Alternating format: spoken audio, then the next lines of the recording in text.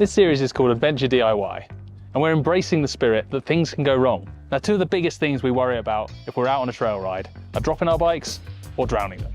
So we're going to discuss what to do if either of these happens to you.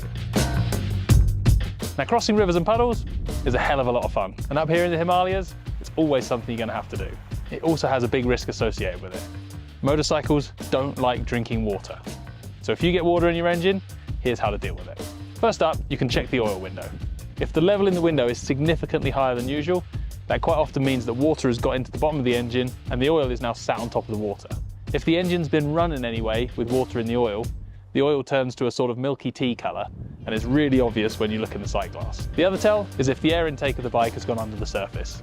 The air intake on the Himalayan is set really high, but if you drop it on its side and that goes underwater, then you've almost certainly got water in the airbox. In this case, that engine can't be started until it's been looked at in a workshop.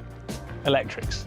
Now, electrics run mostly on wires and connections, not on black magic and witchcraft as some people would have you believe. If your bike does develop an electrical fault, do a physical inspection of the wires and connectors before you bother with anything else. To get to the fuse box and the battery, we first remove the pillion seat and then the rider's seat. With the rider's seat off, you can get to the battery and check the terminals to make sure they're tight. Behind the battery is the fuse box. Pop the lid open and you can use the fuse puller in the toolkit to check the fuses one by one to see if they're blown. If the fuse is blown, there'll be a break in the join between the two terminals. Now, nobody likes dropping their bike, but luckily these Himalayans are built tough. Now, if your bike does go down, it's worth checking it over for damage before you ride away. Now, the main culprits for damage are the sticky out bits like the levers and the foot controls. Now, if you do drop a Himalayan hard enough that you break a lever, these levers are designed to snap off, leaving enough spare lever on the bike that you can ride the thing home.